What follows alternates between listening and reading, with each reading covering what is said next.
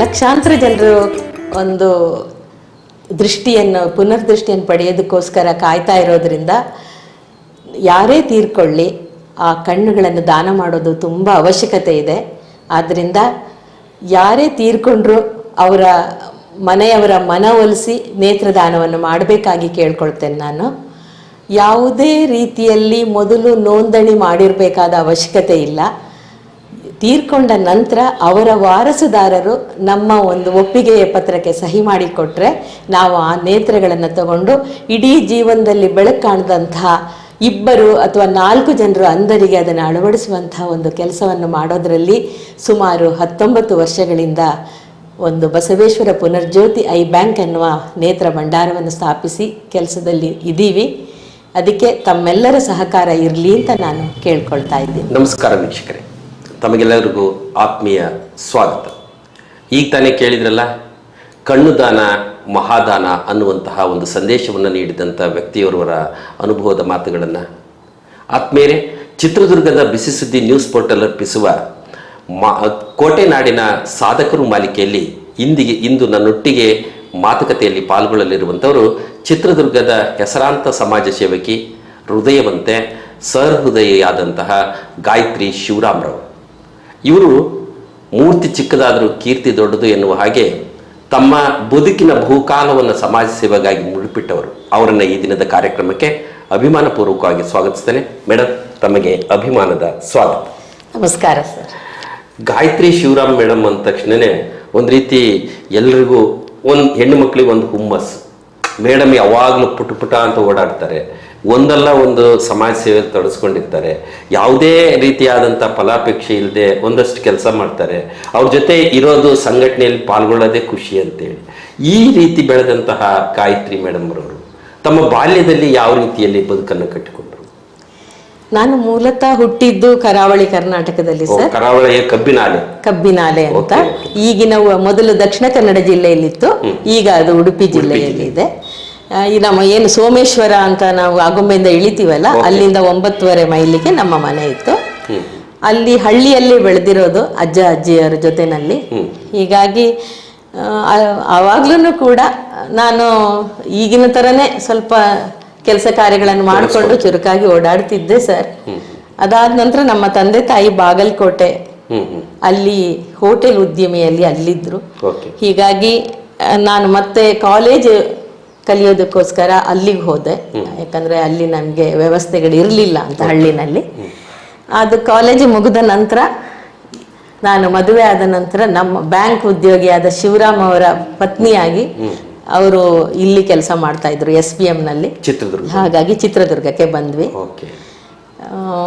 ಇನ್ನು ಹೇಳ್ಬೇಕಂದ್ರೆ ನಾವು ಮೊದಲು ಬಂದಾಗ ಏನು ಎಲ್ಲ ಸಮಾಜ ಸೇವೆ ಅದು ಇದು ಅಂತೇಳಿ ತುಂಬಾ ತೊಡಸ್ಕೊಂಡಿರ್ಲಿಲ್ಲ. ಮದುವೆ ಆದ ತಕ್ಷಣ ಎಲ್ರಿಗೂ ಗೊತ್ತಿದೆ, ಮೊಸರು ಬಾಣಂತಿ ಅದು ಇದು ಅಂತೆಲ್ಲ ಆಗೋಯ್ತು. ಆ ನಂತರ ನಮ್ಮನೆಯವರಿಗೆ ಕಿಡ್ನಿಯ ತೀವ್ರತರವಾದ ಒಂದು ತೊಂದರೆ ಆಯ್ತು. 7 ದಿನ ಆಸ್ಪತ್ರೆಯಲ್ಲಿದ್ರೆ 3 ದಿನ ಮನೇಲಿ ಇರ್ತಿದ್ರು. ಆ ರೀತಿಯ ಒಂದು ಸಂದರ್ಭ ಬಂದಿತ್ತು. ಆಮೇಲೆ ಅದು ಇಲ್ಲಿ ಎಲ್ಲೂ ಆಗೋದೇ ಇಲ್ಲ ಅಂತ ಹೇಳಿ ಆಗಿ ಬ್ಯಾಂಗ್ಳೂರಿಗೆ ಹೋಗಿ ಯಾವುದರ ಟ್ರೀಟ್ಮೆಂಟ್ ಎಲ್ಲ ಮಾಡುವಷ್ಟೊತ್ತಿಗೆ ಮನೆಯಲ್ಲಿ ದುಡ್ಡು ಕಾಸು ಎಲ್ಲವೂ ಹೋಗಿ ಮಾಂಗಲ್ಯವನ್ನು ಕೂಡ ನಾವು ಮಾರಬೇಕಾದ ಪರಿಸ್ಥಿತಿ ಬಂತು. ಆ ನಂತರ ನಾವು ಚಿತ್ರದುರ್ಗದಲ್ಲಿ ಜನರು ನಮಗೆ ಸಹಕಾರವನ್ನಿತ್ತು ಹೇಗೆ ಅವರನ್ನು ಉಳಿಸಿಕೊಟ್ರೋ, ಮುಂದೆ ಅವರಿಗೆ ಪ್ರಮೋಷನ್ ಮೇಲೆ ಟ್ರಾನ್ಸ್ಫರ್ ಆಗಿ ಹೋದರೂ ಕೂಡ ನಾನು ಚಿತ್ರದುರ್ಗದಲ್ಲೇ ಮಕ್ಕಳೊಂದಿಗೆ ಇಲ್ಲೇ ಉಳಿದೆ ಸರ್. ಹೀಗಾಗಿ ನಮಗೆ ಒಂದು ಜೀವನ ಕೊಟ್ಟಂತದ್ದು. ಯಾಕಂದ್ರೆ ಚಿತ್ರದುರ್ಗ ಅಂದ್ರೆ ನಮ್ಮ ರಿಲೇಟಿವ್ಸ್ ಇಲ್ಲಿ ಯಾರೂ ಇಲ್ಲ. ನಮ್ಮ ಸಂಬಂಧಿಕರು ಚಿತ್ರದುರ್ಗ ಬಿಟ್ಟು ಇಡೀ ನಮ್ಮ ಜಿಲ್ಲೆಯಲ್ಲಿ ಒಬ್ರು ಕೂಡ ನಮಗೆ ಸಂಬಂಧಿಕರು ಇಲ್ದಿದ್ರು ಕೂಡ ನಮ್ಮವರು ಅಂತ ನಮ್ಮನ್ನ ಅಪ್ಕೊಂಡು ಇಲ್ಲಿ ಹೇಗೆ ನಮ್ಮನ್ನು ಒಂದು ಜೀವನ ಕೊಟ್ರೋ, ಹಾಗಾಗಿ ಈ ಊರಿಗೆ ಏನಾದ್ರೂ ಮಾಡ್ಬೇಕನ್ನುವಂತ ಒಂದು ತುಡಿತ ನನ್ನಲ್ಲಿ ಬಂತು. ಅಂದ್ರೆ ಬಹುಶಃ ಒಬ್ಬ ವ್ಯಕ್ತಿಗೆ ಜೀವನದಲ್ಲಿ ಜೇಬಲ್ ದುಡ್ಡಿದ್ರೆ ಒಂದ್ ರೀತಿ ಪ್ಯಾಷನ್ ಇರುತ್ತೆ, ಕಷ್ಟ ಬಂದ್ರೆ ಬದುಕು ಬರುತ್ತೆ ಅನ್ನುವಂತ ಒಂದು ಮಾತಿದೆ. ಕಷ್ಟಗಳು ಬದುಕಿನ ಪಾಠಗಳನ್ನ ಹೇಳ್ತಾ ಹೋಗ್ತವೆ. ಹಾಗಾಗಿ ನಿಮ್ಮ ಬದುಕಿನಲ್ಲಿ ಬಂದ ಒಂದು ತಿರುವು ಕಷ್ಟ, ಅದು ಬಂದ ಮೇಲೆ ನಮ್ಮವ್ರು ಯಾರು, ರಕ್ತ ಸಂಬಂಧ ಅಲ್ಲದೆ ಇದ್ರೂ ಸಹ ಇವರು ಸಂಬಂಧಿಗಳಾಗಿರು, ಇವರ ಜೊತೆ ನಾವು ಹೇಗಿರ್ಬೇಕು ಅನ್ನೋ ಒಂದು ಒಳ್ಳೆ ನೀತಿಯನ್ನು ಕಲಿತ್ರಿ. ಅದು ಕಲಿತಾದ್ಮೇಲೆ ಶಿವರಾಮ್ ಅವರು ನಿಮ್ ಜೊತೆ ಹೆಗಲಣೆಯಾಗಿ ನಿಮ್ಮ ಮನೆಯಲ್ಲಿ ಅಥವಾ ನಿಮ್ ಜೊತೆ ಕೈ ಜೋಡಿಸಿದ್ರು, ಮನೆಯನ್ನ ಹೊರತುಪಡಿಸಿ ಸಮಾಜಕ್ಕೆ ನಿಮ್ಮಿಂದ ಏನೋ ಕೊಡುಗೆ ಆಗುತ್ತೆ ಅನ್ನೋದನ್ನ ಮನಗಂಡ್ರು. ನೀವು ಅನೇಕ ರೋಟರಿ ಕ್ಲಬ್ ಅನ್ನು ಒಳಗೊಂಡಂತೆ ಸುಮಾರು 40ಕ್ಕೂ ಹೆಚ್ಚು ಸಂಘ ಸಂಸ್ಥೆಗಳಲ್ಲಿ ತೊಡಗಿಸ್ಕೊಂಡ್ರು. ಆ ಸಂಘ ಸಂಸ್ಥೆಗಳಿಗೆ ತೊಡಗಬೇಕು, ಅಲ್ಲಿ ನಾನೇನೋ ಒಂದಷ್ಟು ಮಾಡಬೇಕು ಅಂತ ಆಸೆ ಆಗಿದ್ದು ಹೇಗೆ? ನಮ್ಮ ಕಷ್ಟದ ಪರಿಸ್ಥಿತಿಯಲ್ಲಿ ಹೇಗೆ ಜನರು ನಮ್ಗೆ ಸಹಾಯ ಮಾಡಿದ್ರು, ನನಗೆ ಆವಾಗ ಅನ್ನಿಸ್ತು ನಮ್ಗೆ ಸಾಧ್ಯತೆ ಇರುವಷ್ಟು ನಾವು ಸೇವೆಯನ್ನು ಮಾಡಬೇಕು ಅಂತ. ಮೊದಲು ನಮ್ಗೆ ಹಣದ ತೊಂದರೆ ಕೂಡ ಇದ್ದಿದ್ರಿಂದ ನಾನು ಪೋಸ್ಟಲ್ ಏಜೆಂಟ್ ಆಗಿ ಏನ್ ಲೈಫ್ ಆ ತರದ ಕೆಲಸ ಮಾಡಿದೆ, RD ಏಜೆಂಟ್ ಆಗಿ NSC ಆ ತರದ ಕೆಲಸ ಮಾಡುವಂತಹದ್ದು. ಅದನ್ನ ನೋಡಿ ಬೇರೆ UTIನವರು ಇನ್ಸೂರೆನ್ಸ್ ಕಂಪನಿಯವರು ನಮ್ಮನ್ನ ಕಾಂಟ್ಯಾಕ್ಟ್ ಮಾಡಿ, ಹೀಗಾಗಿ ನಾನು ಆ ಇನ್ಸೂರೆನ್ಸ್ ಡಿವಿಷನ್ ಅಲ್ಲಿ ಕೆಲಸ ಮಾಡ್ತಾ ಇದ್ದೀನಿ ಸರ್. ತುಂಬಾ ಚೆನ್ನಾಗಿ ಅದರಲ್ಲಿ ಮುಂದೆ ನಾನು ಕೆಲಸಗಳನ್ನು ಮಾಡಿದೆ. ನಾನು ಮೊದಲನೇ ದಿನನೇ ನನಗೆ ಬಂದಂತಹ ದುಡಿಮೆಯ 25% ಸಮಾಜಕ್ಕೆ ಕೊಡಬೇಕು ಅಂತ ಆ ದಿನ ಮೊದಲನೇ ದಿನ ನನಗೆ ಬಂದಿದ್ದು 120 ರೂಪಾಯಿ. ಆದ್ರೆ ಆಮೇಲೆ ಲಕ್ಷಾಂತರ ರೂಪಾಯಿಗಳನ್ನ ನಾನು ಗಳಿಸಿದ್ರು ಕೂಡ ಅದರಲ್ಲಿ 25% ನಾನು ಸಮಾಜಕ್ಕೆ ಕೊಡ್ತಾ ಬಂದೆ. ಆ ಹಿನ್ನೆಲೆಯಲ್ಲಿ ಸಮಾಜದಲ್ಲಿ ಅನೇಕ ಕೆಲಸ ಕಾರ್ಯಗಳು ಮಾಡ್ಲಿಕ್ಕೆ ನನಗೆ ಮಾಡಿದಂತ ಪ್ರಮುಖವಾದ ಸಂಘ ಸಂಸ್ಥೆಗಳು ಯಾವ್ಯಾವ? ಅನೇಕ ಇವೆಲ್ಲವೂ ಪ್ರಮುಖವೇ. ನಾನೀಗ ಭಾರತೀಯ ರೆಡ್ ಕ್ರಾಸ್ ಸಂಸ್ಥೆಯಲ್ಲಿ 25 ವರ್ಷ ಆಯ್ತು ಸರ್ ಇಲ್ಲಿಂದ. ಇಲ್ಲಿ ನಮ್ಗೆ ಆಗ ಅಂದಿನ ಘನತೆವೆತ್ತ ರಾಜ್ಯಪಾಲೆ ರಮಾದೇವಿಯವರು ಬಂದು ನಮ್ಮನ್ನು ಈ ಒಂದು ಸಂಸ್ಥೆಯನ್ನು ಪ್ರಾರಂಭ ಮಾಡಿದ್ರು. ಆವಾಗ ನಮ್ಮ ಜಿಲ್ಲೆಯವರೇ ಆದಂತಹ DM ನಂಜುಂಡಪ್ಪ ಅವರು ರಾಜ್ಯ ಉಪಾಧ್ಯಕ್ಷರಾಗಿದ್ರು. ಅವರ ಒಂದು ಅಮೃತ ಹಸ್ತದಿಂದ ಇಲ್ಲಿ ಪ್ರಾರಂಭ ಆದಂತಹ ಒಂದು ಸಂಸ್ಥೆಯಲ್ಲಿ ಈಗ ನಾನು ಜಿಲ್ಲಾ ಸಭಾಪತಿ, ನಾವು ಡಿಸ್ಟ್ರಿಕ್ಟ್ ಚೇರ್ಮನ್ ಅಂತ ಅದನ್ನು ಕಾರ್ಯನಿರ್ವಹಿಸ್ತಾ ಇದ್ದೀನಿ.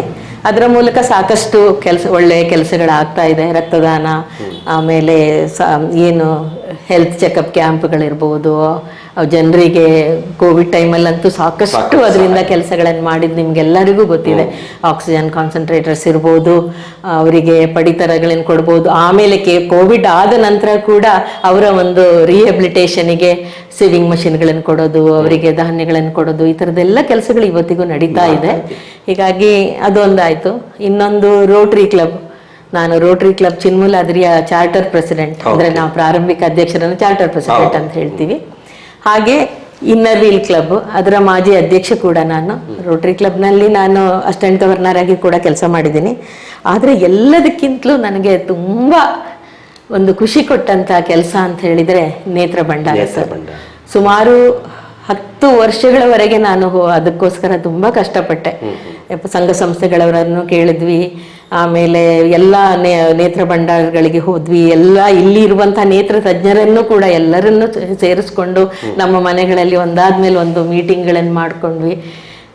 ಆದ್ರೂ ಏನಿರ್ತದೆ ಜನರಿಗೆ ಎಲ್ರಿಗೂ ಇದನ್ನ ಯಾಕೆ ಮಾಡ್ಬೇಕು, ಇದರಿಂದ ಉಪಯೋಗ ಏನು ಅಂತ ಜನರು ಕೇಳೋದು. ಆದ್ರೆ ತುಂಬಾ ಉಪಯೋಗ ಇದೆ ಸರ್. ಯಾಕಂದ್ರೆ ಅಲ್ಲ, ನಮ್ಮಂತ ಸಾಮಾನ್ಯರಿಗೆ ಏನನ್ಸುತ್ತಂದ್ರೆ, ಮೇಡಮ್ ಇಷ್ಟೆಲ್ಲ ರಿಸ್ಕ್ ತಗೊಂಡು ಮನೆಗೆ ಓಡಾಡ್ತಾರೆ, ಡಾಕ್ಟರ್ ಹತ್ರ ಹೋಗಿ ಕೈ ಚಾಚ್ತಾರೆ, ಇದರಿಂದ ಏನೋ ಮೇಡಮ್ಗೂ ಲಾಭ ಇರ್ಬೋದು ಅಂತ ಅನ್ನುವ ಮನಸ್ಥಿತಿಗೆ ಏನ್ ಹೇಳ್ತೀವಿ? ಹೌದು ಸರ್, ನೀವು ಕೇಳಿದ ಹಾಗೆ ಅನೇಕರು ನನ್ನನ್ನು ಕೇಳಿದ್ದಾರೆ. ನಿಮಗೆ ಹೇಳ್ಬೇಕಂದ್ರೆ ನಿಮ್ಗೆ ಅದರಿಂದ ಏನ್ ಲಾಭ, ನಿಮ್ಗೆ ಏನ್ ಬರುತ್ತೆ ಅನ್ನೋದನ್ನು ಸಾಕಷ್ಟು ಕೇಳಿದ್ದಾರೆ. ಆದ್ರೆ ನಮ್ಗೆ ಸಿಗುವಂತ ಒಂದು ಆತ್ಮ ತೃಪ್ತಿ ಏನಿದೆಯಲ್ಲ ಸರ್, ಅದನ್ನ ಯಾವ ಒಂದು ಗಿಫ್ಟ್ ಅಥವಾ ಯಾವುದೋ ಒಂದು ಇದರಿಂದ ತಗೊಳ್ಳೋಕೆ ಸಾಧ್ಯವೇ ಇಲ್ಲ. ತುಂಬಾ ಒಂದು ಸಮಾಧಾನ. ಇದುವರೆಗೂ ಬಸವೇಶ್ವರ ಪುನರ್ಜ್ಯೋತಿ ಐ ಬ್ಯಾಂಕ್ ನ ಅಡಿಯಲ್ಲಿ ಎಷ್ಟು ಜನರಿಗೆ ನೇತ್ರದಾನದ ಅವಕಾಶ ಮಾಡಿದ್ದೀರಿ? ನೇತ್ರದಾನದ ಅವಕಾಶ ಅಂದ್ರೆ ನಾವು ಈಗ 19 ವರ್ಷ ಪೂರ್ತಿ ಆಯ್ತು ಸರ್. ಕಳೆದ ಅಕ್ಟೋಬರ್ಗೆ ನಾವು ನೇತ್ರ ಭಂಡಾರ ಪ್ರಾರಂಭವಾಗಿ 19 ವರ್ಷ ಆಯ್ತು. ಅಂದಿನ ವೈದ್ಯಕೀಯ ಸಚಿವರಾದ VS ಆಚಾರ್ಯರು ಬಂದು ಅದನ್ನ ಉದ್ಘಾಟನೆ ಮಾಡಿಕೊಟ್ಟು ಹೋಗಿದ್ರು. ಅದಾದ ನಂತರ ಇಲ್ಲಿವರೆಗೆ 2750ಕ್ಕೂ ಹೆಚ್ಚು ಕಣ್ಣುಗಳನ್ನ ನಾವು ತೀರ್ಕೊಂಡವರಿಂದ ಪಡೆದು ಅರ್ಹರಿಗೆ ಅಳವಡಿಸುವ ಒಂದು ಕಾರ್ಯದಲ್ಲಿ ಇದ್ದೀವಿ. ಆದ್ರೆ ಸಂಪೂರ್ಣವಾಗಿ ಅಷ್ಟು ಕೂಡ ಸಕ್ಸಸ್ ಆಗುತ್ತೆ ಅಂತ ಇರೋದಿಲ್ಲ. ಕೆಲವು ಸಲ ಈಗ ನಾವು ಮೊದಲು ಮಿಂಟೋ ಐ ಹಾಸ್ಪಿಟ್ಲಿಗೆ ಕಳಿಸ್ಕೊಡ್ತಾ ಇದ್ವಿ. ಯಾಕಂದ್ರೆ ಅಲ್ಲಿ ಒಬ್ರು ಡಾಕ್ಟರ್ ರವಿ ಪ್ರಕಾಶ್ ಅಂತ ನಿಜವಾದ ಒಂದು ಸಂತ ಸರ್. ಅವರು ಸರ್ಕಾರದ ಒಂದು ಡಾಕ್ಟರ್ ಆಗಿ ಕೆಲಸ ಮಾಡಿದ್ರು ಸಹಿತ ಒಂದು ಸೇವೆ, ಅವರು ಮಾಡಿದಷ್ಟು ಸೇವೆ ಬಹುಶಃ ಯಾವ ಡಾಕ್ಟ್ರು ಮಾಡ್ಲಿಕ್ಕೆ ಸಾಧ್ಯ ಇಲ್ಲ. ನಾವು ಇಲ್ಲಿಂದ ಕಳಿಸಿದಂತಹ ಕಣ್ಣುಗಳು ಮಧ್ಯರಾತ್ರಿ 3 ಗಂಟೆಗೆ ಹೋದ್ರೆ ಅವರೇ ಬಸ್ ಸ್ಟ್ಯಾಂಡಿಗೆ ಬಂದು ತಗೊಂಡು ಹೋಗ್ತಾ ಇದ್ರು ಸರ್. ಅಷ್ಟು ಸೇವೆ ಮಾಡಿದಂತಹ ಒಂದು ಇದು. ಯಾಕಂದ್ರೆ ಮತ್ತೆ ನಿರಂತರವಾಗಿ ಅಲ್ಲಿ ಕಾಯ್ತಾ ಇರ್ತಿದ್ರು ಕಣ್ಣುಗಳನ್ನ ಪಡಿಲಿಕ್ಕೋಸ್ಕರ. ಲಕ್ಷಾಂತರ ಜನ ಇದ್ದಾರೆ ಸರ್ ಈಗ. ಯಾಕಂದ್ರೆ ಎಲ್ಲಾ ಕಣ್ಣಿನ ತೊಂದರೆಗಳನ್ನ ನಾವು ಸರಿಪಡಿಸ್ಲಿಕ್ಕೆ ಸಾಧ್ಯ ಇಲ್ಲ. ಕೇವಲ ಕಾರ್ನಿಯಲ್ ಬ್ಲೈಂಡ್ನೆಸ್ ಅಂದ್ರೆ ಕರಿಗುಡ್ಡೆಯ ಅಂಧತ್ವವನ್ನು ಮಾತ್ರ ನಾವು ಹಾಕ್ಲಿಕ್ಕೆ ಸಾಧ್ಯತೆ ಇದೆ. ಹೀಗಾಗಿ ಅಂಥವ್ರೇ ಕೂಡ ನೀವು ಈಗ ಮಿಂಟಾ ಹೊಯ್ಯ ಹಾಸ್ಪಿಟ್ಲ್ ಅಥವಾ ಲಯನ್ಸ್ ಹೊಯ್ಯ ಹಾಸ್ಪಿಟ್ಲಿಗೆ ಹೋದ್ರೆ ಸುಮಾರು 30-40 ಜನ ಕಾಯ್ತಾ ಇರ್ತಾರೆ. ಈಗ ತೀರ್ಕೊಂಡವರ ಕಣ್ಣುಗಳು ಬರುತ್ತೆ, ನಮಗೆ ಪುನರ್ಜ್ಯೋತಿ ಆಗುತ್ತೆ ಅಂತ ಹೇಳ್ಕೊಂಡು. ಇಂಥ ಇದ್ರೊಳಗೆ ನಾವು ಆ ಒಂದು ಕೆಲಸವನ್ನ ಮಾಡ್ತಾ ಇದ್ದೀವಿ. ಅದು ಒಂದು ಭಾಗ, ದೇಹದ ಪಂಚೇಂದ್ರಿಯಗಳಲ್ಲಿ ಕಣ್ಣಿನದು ಒಂದು ಭಾಗ. ಇನ್ನು ಎರಡನೇದಾಗಿ ದೇಹಕ್ಕೆ ಮೂಲಭೂತವಾಗಿ ಬೇಕಾಗುವಂಥದ್ದು ರಕ್ತ. ರಕ್ತದ ಕಾರಣಕ್ಕಾಗಿನೇ ದೇಹ ನಿಂತಿರುವಂತದ್ದು. ಆ ರಕ್ತದಾನದ ಬಗ್ಗೆ ಒಂದಷ್ಟು ಅವೇರ್ನೆಸ್ ಸ್ಟಾರ್ಟ್ ಮಾಡ್ತೀರಿ, ರಕ್ತದಾನದ ಒಂದಷ್ಟು ಸ್ಯಾಂಪಲ್ಗಳನ್ನ ಮತ್ತು ಗ್ರೂಪ್ಗಳನ್ನ ಮಾಡ್ತೀರಿ. ಅವುಗಳನ್ನ ಯಾರು ನಿಭಾಯಿಸ್ತಾರೆ ನಿಮ್ಮಲ್ಲಿ? ಸರ್, ರಕ್ತ ನಿಮ್ಗೆ ಗೊತ್ತಿದ್ದ ಹಾಗೆ ನಾವು 2 ಹೈವೇಗಳು ಹಾದು ಹೋಗುವಂತ ಜಾಗದಲ್ಲಿದ್ದೀವಿ. NH13 ಮತ್ತೆ NH4 ಅಂತ. ಈಗ ಅದರ ಹೆಸರು 48 ಆಗಿದೆ. ಎಷ್ಟು ಆಕ್ಸಿಡೆಂಟ್ಸ್ ಆಗ್ತವೆ, ಎಲ್ಲೆಲ್ಲಿಯವರೆಗೂ ಆಕ್ಸಿಡೆಂಟ್ಸ್ ಆಗುತ್ತೆ. ಅದಲ್ಲದೆ ಹೆರಿಗೆಯ ಸಮಯದಲ್ಲಿ, ಆಪರೇಷನ್ ಸಮಯದಲ್ಲಿ ಸಾಕಷ್ಟು ರಕ್ತಗಳು ಬೇಕಾಗಿತ್ತು ಸರ್. ಈಗ ಇಷ್ಟಷ್ಟು ಅವೇರ್ನೆಸ್ ಬಂದಿದೆ ಅಂದ್ರೂ ಕೂಡ 80% ಮಾತ್ರ ರಕ್ತಗಳು ನಮ್ಗೆ ಸಿಗ್ತಾ ಇದೆ. ಈಗ ಈ ರಕ್ತದಾನದ ಒಂದು ಎಲ್ರಿಗೂ ಒಂದು ಏನಿದೆ ಅಂತ ಹೇಳಿದ್ರೆ ಮಿತ್ತಿದೆ. ರಕ್ತದಾನ ಮಾಡಿದ್ರೆ ನಮ್ಗೆ ಸುಸ್ತಾಗುತ್ತೆ, ನನ್ನ ಶಕ್ತಿ ಇದಾಗುತ್ತೆ ಅನ್ನುವಂಥದ್ದು. ಆದ್ರೆ ನಿಜ ಹೇಳ್ಬೇಕಂದ್ರೆ ರಕ್ತದಾನ ಮಾಡಿದ್ರೆ ಆ ಮಾಡಿದಂಥ ವ್ಯಕ್ತಿ ಅವನ ಆರೋಗ್ಯ ಕೂಡ ಸುಧಾರಿಸುತ್ತೆ. ಅವರಿಗೆ ಕೊಲೆಸ್ಟ್ರಾಲ್ ಬರೋದಿದಾಗುತ್ತೆ, ಹಾರ್ಟ್ ಅಟ್ಯಾಕ್ ಬರೋದನ್ನ ನಾವು ನಿಲ್ಸಿದಂಗಾಗತ್ತೆ. ಅಥವಾ ಮುಂದೆ ಯಾವುದಾದ್ರೂ ಕಾಯಿಲೆಗಳು ಬರುವಂತಹದ್ದನ್ನ ಇದ್ರೆ ಅದನ್ನ ಟೆಸ್ಟ್ ಮಾಡಿದ ಹಾಗೆ ಆಗತ್ತೆ. ಯಾಕಂದ್ರೆ ರಕ್ತವನ್ನ ಸುಮ್ಮನೆ ತಗೊಂಡು ಪಿಕ್ಚರ್ ನಲ್ಲಿ ತೋರಿಸಿದ ಹಾಗೆ ಈ ಕಡೆಯಿಂದ ಹಾಕೋದು ಈ ಕಡೆಯಿಂದ ಇದು ತೆಗಿಯೋದು ಮಾಡೋಲ್ಲ. ಇದಕ್ಕೆ ಎಲಿಸಾ ಟೆಸ್ಟ್ ಆಗ್ಬೇಕು. ಆ ಒಂದು ಎಲ್ಲ ಟೆಸ್ಟ್ಗಳನ್ನೆಲ್ಲ ಮಾಡಿದಾಗ ಅವ್ರ ಕಾಯಿಲೆಗಳು ಕೂಡ ಗೊತ್ತಾಗುತ್ತೆ. ಮತ್ತೆ ಅವಶ್ಯಕತೆ ತುಂಬಾ ಇದ್ದಿದ್ರಿಂದ ಜೀವ ಉಳಿಸಿದಂತ ಖಂಡಿತವಾಗಿ. ಮತ್ತೆ ಯಾವ ವಯಸ್ಸಿನವರೆಗೆ ರಕ್ತದಾನ ಕೊಡ್ಬೋದು? 18 ವರ್ಷದಿಂದ ಮೊದಲು 60 ವರ್ಷದವರೆಗೆ ದಾನ ಮಾಡಬಹುದಿತ್ತು. ಈಗ 65 ವರ್ಷಗಳವರೆಗೆ. ಯಾಕಂದ್ರೆ ನಾವೆಲ್ಲ ಅಲ್ಲಿ ಇರುವಂತ ನಮ್ಮಲ್ಲಿ ಸಾಕಷ್ಟು ಮಷಿನರಿಗಳು ಚೆನ್ನಾಗಿ ಬಂದಿರೋದ್ರಿಂದ, ಮತ್ತೆ ಈಗ ನಾವು ಸೆಗ್ರಿಗೇಷನ್ ಪ್ಲೇಟ್ಲೆಟ್ ಬೇರೆ, ನಮ್ದು ಏನ್ ಹೋಲ್ ಬ್ಲಡ್ ಸೆಪರೇಟ್ ಮಾಡುವಂತ ಮಷಿನ್ಗಳೆಲ್ಲ ಬಂದಿರೋದ್ರಿಂದ 65 ವರ್ಷಗಳವರೆಗೆ ನಾವು ರಕ್ತದಾನವನ್ನು ಮಾಡಬಹುದು ಸರ್. ಹೌದ್ರಾ? ಆಮೇಲೆ ಜೊತೆಗೆ ರಕ್ತದಾನದ ಕಡೆ ಕಾನ್ಸಂಟ್ರೇಟ್ ಮಾಡ್ತೀರಿ, ಮತ್ತೊಂದು ಕಡೆ ಯಾರು ಹೆರಿಗೆಯ ಸಂದರ್ಭದಲ್ಲಿ ಒಂದಷ್ಟು ತೊಂದರೆಗೊಳಗಾಗ್ತಾರೆ ಅವ್ರಿಗೆ ಸಹಾಯ ಮಾಡ್ತೀರಿ. ಇತ್ತೀಚಿನ ದಿನಗಳಲ್ಲಿ ಈ ಭ್ರೂಣ ಹತ್ಯೆ ಅನ್ನುವಂಥ ಪದ ಬಹಳಷ್ಟು ಓಡಾಡ್ತಿದೆ. ಅದಕ್ಕೆ 2-3 ಕಾರಣಗಳಿಗಾಗಿ. ಒಂದು, ಗಂಡು ಸಂತಾನ ಬೇಕು ಅಂತ ಭ್ರೂಣ ಹತ್ಯೆ ಆಗ್ಬೋದು. ಮತ್ತೊಂದು, ಅಪ್ರಾಪ್ತ ವಯಸ್ಸಿನಲ್ಲಿ ಗರ್ಭಣ ಧರಿಸಿದಂಥವರ ಭ್ರೂಣ ಹತ್ಯೆಗಳಾಗಬಹುದು. 3, ದುಡ್ಡಿನ ಕಾರಣಕ್ಕಾಗಿ ಅದನ್ನ ಮಾಡಿಕೊಳ್ಳುವಂತ ದಿನಮಾನಗಳಲ್ಲಿ ನೀವು ಅಂತಹ ಭ್ರೂಣ ಹತ್ಯೆ ತಡೆಯ ಸಮಿತಿಯಲ್ಲಿ ಕೆಲಸ ಮಾಡಿದ್ದೀರಿ. ಅದು ನಿಮಗೆ ಯಾವ ರೀತಿ ಎಕ್ಸ್ಪೀರಿಯನ್ಸ್ ಕೊಡುತ್ತೆ? ಸುಮಾರು 22 ವರ್ಷಗಳಿಂದ ಆ ಭ್ರೂಣ ಹತ್ಯೆ ತಡೆ ಎನ್ನುವಂಥ ಒಂದು ಸಂಸ್ಥೆ ನಮ್ಮ DHO ಆಫೀಸ್ನ ಅಡಿಯಲ್ಲಿ ಕೆಲಸ ಮಾಡುವಂಥದ್ದು. ಅದರಲ್ಲಿ ನಾನು ಕೆಲಸ ಮಾಡ್ಕೊಂಡು ಬಂದೆ. ತುಂಬಾ ಶೋಚನೀಯ ವಿಷಯ ಸರ್. 1,000 ಪುರುಷರಿಗೆ ಹೋದ್ರೆ 900 ಚಿಲ್ಲರೆ ಅಷ್ಟೇ ಹೆಣ್ಣಿದೆ. ಈಗಾಗ್ಲೇ ಈ ಏಜ್ ಗ್ರೂಪ್ ನಲ್ಲೇ ತುಂಬಾ ಜನರಿಗೆ ಹೆಣ್ಣು ಸಿಗ್ತಾ ಇಲ್ಲ ಅಂತ ಹೇಳಿ 35-40 ವರ್ಷ ಆದ ಹುಡುಗರನ್ನ ನಾವು ನೋಡ್ತೀವಿ. ಹೋಗ್ತಾ ಹೋಗ್ತಾ ಇನ್ನೂ ಕೂಡ ಇದು ಖಂಡಿತವಾಗ್ಲೂ ತುಂಬಾ ಶೋಚನೀಯ ಹಾಗೆ ಆಗತ್ತೆ. ಆದ್ರೆ ಅದೇ ನೀವು ಹೇಳಿದಾಗೆ ಎಲ್ರಿಗೂ ಗಂಡು ಮಗು ಬೇಕು ಅನ್ನುವಂಥ ಒಂದು ಇದರಿಂದ ಭ್ರೂಣ ಹತ್ಯೆಯನ್ನ ಮಾಡ್ಲಿಕ್ಕೆ ಹೋಗ್ತಾರೆ.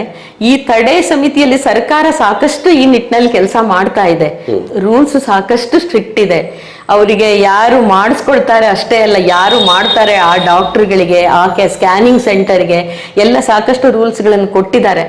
ಆದ್ರೂ ಸಹಿತ ಎಲ್ಲೋ ಒಂದು ಕಡೆ ಇದು ತಪ್ತಾ ಇದೆ. ಮತ್ತೆ ನಮ್ಮಲ್ಲಿ ಇರುವಂಥವರು ಬೇರೆ ರಾಜ್ಯಕ್ಕೆ ಹೋಗಿ, ಬೇರೆ ಜಿಲ್ಲೆಗೆ ಹೋಗಿ ಟೆಸ್ಟ್ ಮಾಡಿಸ್ಕೊಂಡು ಬರ್ತಾರೆ. ಆವಾಗ ನಮ್ಗೆ ಅದರ ಒಂದು ಲೆಕ್ಕಾಚಾರಗಳು ಸಿಗೋದಿಲ್ಲ. ಹೀಗೆಲ್ಲ ಆಗಿ ತುಂಬಾ ತೊಂದರೆಗಳಾಗಿ. ಇದ್ರ ಬಗ್ಗೆ ಅವೇರ್ನೆಸ್ ಮೂಡಿಸೋದು ಹೇಗೆ? ಅವೇರ್ನೆಸ್ ಈಗ ಸರ್ಕಾರದಿಂದ ನಾನು ಹೇಳ್ಬೇಕಂದ್ರೆ ಈ ಮೂಲಕ ನಾನು ಹೇಳಲಿಕ್ಕೆ ಇಷ್ಟಪಡ್ತೀನಿ, ಯಾರೇ ಆಗ್ಲಿ ಭ್ರೂಣ ಹತ್ಯೆ ಏನು ಮೊದಲು ಸೆಕ್ಸ್ ಡಿಟರ್ಮಿನೇಟ್ ಮಾಡಿ ಅದು ಏನು ಭ್ರೂಣ ಹೆಣ್ಣು ಅಥವಾ ಗಂಡು ಅನ್ನೋದನ್ನು ಪತ್ತೆ ಮಾಡಿ ಹೆಣ್ಣೆಂಬ ಕಾರಣಕ್ಕೆ ಅಥವಾ ಬೇರೆ ಯಾವುದೇ ಕಾರಣಕ್ಕೆ ಅವರು ಮಾಡಿಸಿದ್ರು ಅಂತ ಆದ್ರೆ, ಅಬಾರ್ಷನ್ ಮಾಡಿಸಿದ್ರು ಅಂತ ಆದ್ರೆ ಕಠಿಣ ಶಿಕ್ಷೆಗಳು ಒಂದು ಇದೆ, ಈಗಾಗ್ಲೇ ಹೇಳುವಂತದ್ದಿದೆ. ಯಾರೇ ಆಗ್ಲಿ ಗೊತ್ತಾಯ್ತು ಇಂಥವ್ರು ಮಾಡಿದ್ದಾರೆ ಅಂತ ಗೊತ್ತಾದ್ರೆ ಸರ್ಕಾರಕ್ಕೆ ನಮ್ಗೆ ಅಥವಾ DHO ಆಫೀಸ್ನಲ್ಲಿ ಇರುವಂತ ಇವರಿಗಿರ್ಬೋದು ನಮ್ಗಿರ್ಬೋದು ತಿಳಿಸಿದ್ರೆ ಅವರಿಗೆ 1 ಲಕ್ಷ ರೂಪಾಯಿಯ ಬಹುಮಾನವನ್ನು ಕೊಡೋದು ಈಗ ಬಂದಿದೆ. ಮೊದಲು 10,000 ಅಂತ ಹೇಳಿದ್ವಿ, ಆಮೇಲೆ 50,000 ಅಂತ ಹೇಳಿದ್ವಿ. ಈಗ ಆದಷ್ಟು ಜನ ತಿಳಿಸ್ಲಿ ಅಂತ 1 ಲಕ್ಷ ರೂಪಾಯಿ ಕೊಡುವಂತ ವ್ಯವಸ್ಥೆ ಇದೆ ಸರ್. ಅವ್ರು ಯಾವುದೇ ರೀತಿಯ ಪ್ರೂಫ್ ಕೊಡ್ಬೇಕಾಗಿಲ್ಲ, ಅಥವಾ ಅವರು ಕೋರ್ಟಿಗೆ ಅವರ ಹೆಸರು ಎಲ್ಲೂ ನಾವು ತಿಳಿಸೋದಿಲ್ಲ, ಡಿಸ್ಪ್ಲೇ ಆಗೋದಿಲ್ಲ. ಯಾವುದೇ ರೀತಿಯಲ್ಲಿ ಅವರು ಕೋರ್ಟಿಗೆ ಪೊಲೀಸ್ ಸ್ಟೇಷನ್ಗೆ ಬಂದು ತಿಳಿಸ್ಬೇಕಾಗಿಲ್ಲ. ಅವರು ಇಂಥವ್ರು ಮಾಡಿದ್ದಾರೆ ಅನ್ನುವಂಥದ್ದನ್ನ ತಿಳಿಸಿದ್ರೆ 1 ಲಕ್ಷ ರೂಪಾಯಿಗಳ ಬಹುಮಾನವನ್ನು ಕೊಡ್ತಾರೆ. ಆಮೇಲೆ ಎಷ್ಟೋ ಸಲ ಸ್ಕ್ಯಾನಿಂಗ್ ಸೆಂಟ್ರಲ್ಲೂ ಕೂಡ ಸಾಕಷ್ಟು ಅವರಿಗೆ ಹೇಳಿರ್ತೀವಿ, ಅಲ್ಲಿ ಯಾವುದೇ ರೀತಿಯ ಎಲ್ಲ ಫಾರ್ಮ್ ಅಲ್ಲಿ ಅವರ ಡೀಟೇಲ್ಸ್ ಇರಬೇಕು, ಅವರ ಸಂಬಂಧಪಟ್ಟ ಹಾಗೆ ಪ್ರತಿಯೊಂದು ಇರ್ಬೇಕನ್ನುವಂಥದ್ದು 3-4 ರೀತಿಯ ಫಾರ್ಮ್ಗಳಿದ್ದಾವೆ. ಫಾರ್ಮ್ A, B, F ಅಂತ ಹೇಳ್ಕೊಂಡು ಅದೆಲ್ಲ. ಅದಲ್ಲದೇನೆ ಮೊದಲೆಲ್ಲ ಏನ್ ಮಾಡ್ತಿದ್ರು, ದೇವ್ರದ್ದು ಫೋಟೋಗಳನ್ನ ಈ ಕಡೆ ಲಕ್ಷ್ಮಿದು ಈ ಕಡೆ ಗಣೇಶಂದು ಇಡೋದು, ಹೇಳ್ಬಾರ್ದು ಅನ್ನುವಂಥದ್ದಕ್ಕೆ ಅಲ್ಲಿ CCTV ಇರುತ್ತೆ ಅಂತ ದೇವ್ರು ನಡೆಸ್ಲಿ ಅಂತ ಈ ಕಡೆ ತಿರುಗೋದು, ದೇವ್ರ ಆ ತರದನ್ನೆಲ್ಲ ಮಾಡೋರು. ಆದ್ರೆ ಈಗ ನಮ್ಮ ಜಿಲ್ಲೆಯಲ್ಲಿ ಸ್ವಲ್ಪ ಕಡಿಮೆ ಇದೆ. ಆದ್ರೆ ಏನ್ ನಮ್ಮ ಡಿಫರೆನ್ಸ್ ಮಾತ್ರ ಜಾಸ್ತಿನೇ ಇದೆ. ಅದರಲ್ಲಿ ಹೊಳಲ್ಕೆರೆ ತಾಲೂಕಿನಲ್ಲಿ ಇನ್ನೂ ಜಾಸ್ತಿ ಇದೆ. ಅದರಲ್ಲಿ ಮುಖ್ಯವಾಗಿ ಬೇಕಾಗಿರೋದೇನು ಅಂತ ಹೇಳಿದ್ರೆ ಜನರೇ ಅವೇರ್ನೆಸ್ಗೆ ಒಳಗಾಗ್ಬೇಕು. ಅವರಷ್ಟಕ್ಕೆ ಅವರೇ ಇದು ಒಂದು ಬದುಕನ್ನ ಒಂದನ್ನು ಕತ್ತಿಸಿ ಕೊಲ್ಲೋದಕ್ಕಿಂತ ಒಂದು ಬದುಕು ಕೊಟ್ರೆ ನಿಸರ್ಗದಲ್ಲಿ ಬದುಕ್ತದೆ ಅನ್ನುವಂಥದ್ದು ಮೂಡಿದ್ರೆ ಈ ತಪ್ಪುಗಳು ಆಗೋದಿಲ್ಲ. ಅದು 2ನೇ ಭಾಗ ನಿಮ್ದು. ಒಂದು ಪುನರ್ಜ್ಯೋತಿ, ಮತ್ತೊಂದು ಭ್ರೂಣ ಹತ್ಯೆ ತಡೆ. ಮತ್ತೊಂದು ಅತ್ಯಂತ ಉಪಯುಕ್ತವಾದದ್ದು, ಹೇಳಿದ್ರೂ ಅರ್ಥ ಆಗಲ್ಲ, ಕೇಳಿಸ್ಕೊಂಡು ಅನುಷ್ಠಾನಕ್ಕೆ ತರಕಾಗದೆ ಇರುವ ಮಾನಸಿಕ ಅಸ್ವಸ್ಥರದೊಂದು ಗುಂಪಿದೆ. ಅಂದ್ರೆ ಇದೊಂದು ರೀತಿ ಕೆಟಗರಿ. ಅವರಿಗೆ ನಾವು ಏನು ಅರಿವನ್ನು ಮೂಡಿಸೋದಕ್ಕೂ ಆಗಲ್ಲ, ತಿಳ್ಕೊಂಡು ಅದನ್ನ ಅನುಷ್ಠಾನಕ್ಕೆ ಬಂದು ಬದುಕು ಕಟ್ಟಿಕೊಳ್ಳೋಕೆ ಆಗುದಿಲ್ವಂತ ಮಾನಸಿಕ ಅಸ್ವಸ್ಥರ ಸಮಿತಿಯ ಮಂಡಳಿಯಲ್ಲಿ ನೀವು ಕೆಲಸ ಮಾಡಿದ್ದೀರಿ. ಇದು ಯಾವ ರೀತಿ ಅನುಭವ ಕೊಡುತ್ತೆ? ತುಂಬಾ ನೋವಿನ ವಿಷಯ ಸರ್. ಅವ್ರಿಗೆ ಏನು ಗೊತ್ತಾಗಲ್ಲ. ಹೀಗಾಗಿ ಆ ಮನೆಯಲ್ಲಿ ಅವರನ್ನ ಯಾವ ರೀತಿ ಟ್ರೀಟ್ ಮಾಡ್ತಾರೆ ಅನ್ನೋಂಥದ್ದನ್ನ ನಾವು ತಿಳ್ಕೊಳ್ತೀವಿ. ಈಗ ಒಂದೇ ಮನೆಯಲ್ಲಿ ಒಂದು ಮಗು ಚೆನ್ನಾಗಿದೆ, ಇನ್ನೊಂದು ಮಗು ಆ ರೀತಿ ಇದೆ ಅಂದಾಗ ಅಲ್ಲಿಯೇ ಡಿಸ್ಕ್ರಿಮಿನೇಷನ್ ಸ್ಟಾರ್ಟ್ ಆಗ್ಬಿಡುತ್ತದೆ. ಆಮೇಲೆ ಅವರನ್ನು ಎಷ್ಟು ಇದರಲ್ಲಿ ನೋಡ್ತಾರೆ ಅಂತ ಹೇಳಿದ್ರೆ ಅವರ ಪಶುಗಿಂತ ಕಡೆಯಾಗಿ ಅವರನ್ನ ನೋಡುವಂಥದ್ದಿದೆ. ಹಾಗಂತ ಹೇಳ್ಕೊಂಡು ರಿಹ್ಯಾಬಿಲಿಟೇಷನ್ ಸೆಂಟರ್ಗಳು ಇದಾವೆ. ಆದಷ್ಟು ಸರ್ಕಾರ ಕೂಡ ಅದಕ್ಕೋಸ್ಕರ ಅವರಿಗೆ ಟ್ರೈನಿಂಗ್ ಕೊಡುವಂತದ್ದು ಈಗ ಕೊಡ್ಬೇಕು. ಆದ್ರೆ ಆ ರೀತಿಯಲ್ಲಿ ಕೆಲವರೆಲ್ಲ ಕೋಳಗಳನ್ನು ಹಾಕೋ ರೀತಿಯಲ್ಲಿ ಕಬ್ಬಿಣದ ಸರಳುಗಳಲ್ಲಿ ಕಟ್ಟಿ ಹಾಕ್ತಾರೆ, ಮನೆಯಲ್ಲಿ ರೂಮ್ ನಲ್ಲಿ ಕೂಡ ಹಾಕಿ ಅವರಿಗೆ ಸರಿಯಾದ ಆಹಾರವನ್ನು ಕೊಡೋದಿಲ್ಲ. ಇಂಥದನ್ನೆಲ್ಲ ನಾವು ಆದಷ್ಟು ಹುಡುಕಿ ಅದನ್ನ ತಿಳಿಸಿ ಅವರಿಗೆ ಎಲ್ಲ ತಿಳಿಸಿ ಹೇಳಿ, ಅಕಸ್ಮಾತ್ ಅವ್ರ ಹತ್ರ ನೋಡ್ಲಿಕ್ಕೆ ಆಗದೆ ಇದ್ರೆ ಏನು ಸರ್ಕಾರದ ಏನು ರಿಮಾಂಡ್ ಹೋಮ್ಗಳು ಏನೆಲ್ಲ ಇದಾವಲ್ಲ, ಅಲ್ಲಿ ಇದ್ದು ಅಲ್ಲಿ ಅದಕ್ಕೆ ಸ್ಪೆಷಲ್ ಆಗಿ ಟ್ರೀಟ್ ಮಾಡುವಂತಹ ಈ ತರದ ವ್ಯವಸ್ಥೆಗಳು ತುಂಬಾ ಇದೆ. ಅಲ್ಲ, ಯಾಕೆಂದ್ರೆ ಮಾನಸಿಕ ಅಸ್ವಸ್ಥರನ್ನ ನೋಡಬಾರ್ದು, ಉಪಚರಿಸಬಾರ್ದು ಅಂತ ಪೇರೆಂಟ್ಸ್ಗೆ ಇರಲ್ಲ ಮೇಡಮ್. ಅವರೇ ಹೆತ್ತ ಮಗು ತನ್ನ ಕಣ್ಣೆದುರಿನಲ್ಲಿ ಅವಸ್ಥೆ ಒಳಗಾಗಿದೆ. ಆದರೆ ಅವ್ರಿಗೆ ಒಂದ್ ಕಡೆ ಬಡತನ ಕಾಡ್ತಾ ಇರುತ್ತೆ, ಮತ್ತೊಂದ್ ಕಡೆ ಅಜ್ಞಾನ ಇದೆ, ಕೂಲಿ ಹೋಗಿದ್ರೆ ಜೀವನ ಆಗೋದಿಲ್ಲ, ಅವ್ರು ಕೈ ಬಿಟ್ಟು ಹೋದ್ರೆ ಹೊರಗಡೆ ಬಂದು ಏನೆಲ್ಲ ಅವಂತರ ಮಾಡ್ತಾರೆ ಅನ್ನೋ ಕಾರಣಕ್ಕೂ ಆ ತರದವ್ರು ಆಗ್ತಾ ಇದ್ದಾರೆ. ಈ ತರ ಯಾವುದೋ ಒಂದು ಸಂಕಷ್ಟಕ್ಕೆ ಸಿಕ್ಕೀಗ ಅನೇಕ ಜನ ಮಹಿಳೆಯರು ಆ ಅಪ್ರಾಪ್ತ ವಯಸ್ಸಿನಲ್ಲೇ ಅವರು ವಿಧವೆಯರಾಗುವಂತವ್ರು ಇದ್ದಾರೆ. ತಂದೆ ತಾಯಿಗಳು ಬಡತನದ ಕಾರಣಕ್ಕಾಗಿ ಗಂಡನ ಮನೆಗೆ ಹೋಗುವಂತ ತಳ್ಳಿದವರು ಇರ್ತಾರೆ. ಬಹಳಷ್ಟು ಸಾಲ ಸೂಲಗಳಲ್ಲಿ ಸಿಕ್ಕು ಬಳಲುವಂತ ಹೆಣ್ಮಕ್ಳಿದ್ದಾರೆ. ಇಂಥವರಿಗೆ ಒಂದು ಬಾಳ್ ಕಟ್ಕೊಡ್ಬೇಕು ಅಂತೇಳಿ ನೀವು ಅನೇಕ ಮಹಿಳೆಯರಿಗೆ ಹೊಲಿಗೆ ಯಂತ್ರಗಳನ್ನು ವಿತರಿಸ್ತೀರಲ್ಲ, ಇದು ಯಾವ ತರದ ಸ್ಕೀಮು? ಇದು ಅವರ ಜೀವನಕ್ಕೆ ಏನಾದ್ರೂ ವ್ಯವಸ್ಥೆ ಮಾಡ್ಬೇಕು ಅನ್ನುವಂಥದ್ದು. ಅಲ್ಲ, ಅದು ಸರ್ಕಾರದಿಂದ ಮಾಡ್ಕೊಡುವಂತದ್ದು ಅಥವಾ ಒಂದು ಸಂಘ ಸಂಸ್ಥೆ ನಾವು ನಮ್ಮ ಸಂಘ ಸಂಸ್ಥೆ ನಾವು ಏನು ಎಲ್ಲರೂ ಈಗ ನಿಮ್ಗೆ ಅನಿಸ್ಬಹುದು, ಈಗ ರೋಟ್ರಿ, ಇನ್ನರ್ ವೀಲ್ ಅಥವಾ ರೆಡ್ ಕ್ರಾಸ್ ಈ ತರದ್ದೆಲ್ಲ ಎಲ್ಲಿಂದೋ ಬಂದು ಫಂಡ್ ಬರುತ್ತೆ ಇವ್ರಿಗೆ ಮಾಡ್ತಾರೆ ಅಂತ ಏನಿಲ್ಲ. ನಾವುಗಳೇ ಎಲ್ಲ ಸೇರ್ಕೊಂಡು ನಮ್ಮ ಬೇರೆ ಕಡೆ ನಾವು ದುಡಿತಾ ಇರ್ತೀವಿ.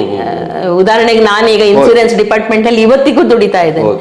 ಹೀಗಾಗಿ ನಮ್ಮ ದುಡಿಮೆಯ ಒಂದು ಭಾಗವನ್ನ ಕೊಟ್ಟು ಅದರ ಮೂಲಕ ನಾವು ಇದನ್ನು ಕೊಡ್ತೀವಿ ಸರ್. ಆಮೇಲೆ ಈ ಕೋವಿಡ್ ಆದ ನಂತರ ಒಂದಿಷ್ಟು ಹೊಲಿಗೆ ಮಷಿನ್ ಸ್ವಲ್ಪ ಜಾಸ್ತಿ ಪ್ರಮಾಣದಲ್ಲಿ ಬಂತು.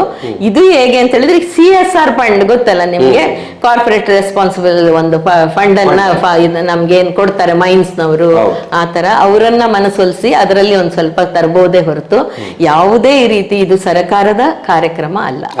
ಹೌದು, ಅದು ಸ್ಪಷ್ಟತೆ ಆಗ್ಬೇಕು. ಯಾಕಂದ್ರೆ ಅವ್ರೇನ್ ಅವ್ರ ಮನೆಯಿಂದ ಕೊಡಲ್ಲ, ಎಲ್ಲ ತಂದು ಅವ್ರ ಹೆಸರು ಹಾಕ್ಯಂತಾರೆ ಅನ್ನುವ ತಪ್ಪು ಗ್ರಹಿಕೆಗಳಿದ್ದ. ಅವಶ್ಯಕತೆ ಇರುವವರಿಗೆ ಜೀವನವನ್ನು ನಿರ್ವಹಿಸೋದಿಕ್ಕೆ ಬೇಕಾದಂತ ನೆರವನ್ನು ಕೊಡುವ ಒಂದು ಮಾಧ್ಯಮ ನೀವಷ್ಟೇ, ಅಂದ್ರೆ ಒಂದು ಸಂಸ್ಥೆ ಕೆಲಸ ಮಾಡ್ತಾರೆ.